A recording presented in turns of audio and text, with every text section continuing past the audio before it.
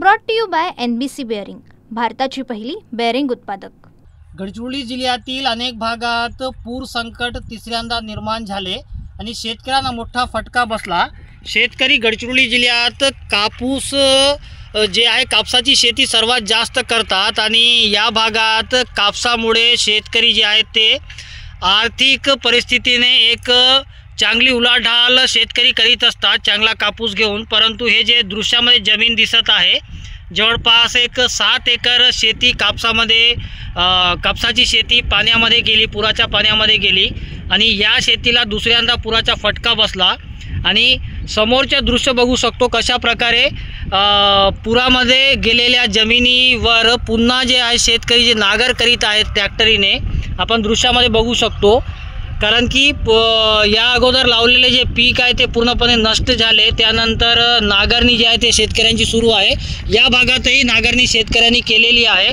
कशा प्रकारे दुसऱ्यांदा पीक लावण्यासाठी शेतकऱ्यांनी नागरणी केली आणि सध्या अनेक भागात पूर परिस्थितीमुळे शेतकऱ्यांचे खूप मोठे नुकसान झाले आणि तिसऱ्यांदा पूर परिस्थिती गडचिरोली जिल्ह्यातील सिरोंचा, अहिरी, भामरागड, कुरखेडा, कोरची या भागात निर्माण झाली। या 5 तालुक्यात तिसऱ्यांदा पुराचा फटका बसला आणि कशा प्रकारे आपले पीक नष्ट वाया जाऊ नये म्हणून शेतकरी जे आहेत ते औषध फवारणी करून पीक वाचवण्याचे प्रयत्न करीत आहेत। आणि सध्या गडचिरोली जिल्ह्यात पंचनामे करणे सुरू आहे, परंतु ऑनलाईन पंचनामे करणे अनिवार्य असल्यामुळे महसूल विभागावर एक मोठा तणाव निर्माण होत आहे। कारण की गडचिरोली जिल्ह्यातील 12 तालुक्यातही दुर्गम भागात इंटरनेट किंवा दूरध्वनी सेवा नाही।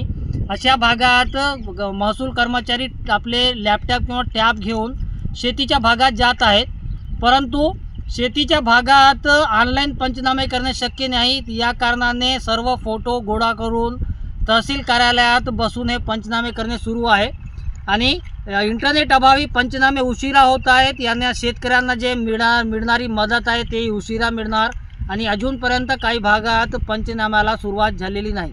कॅमेरामॅन सोहेल पठाण सोबत मेमडी Irfan, TV9 Gadchiroli. Brought to you by NBC bearing, भारताची पहिली बेअरिंग उत्पादक।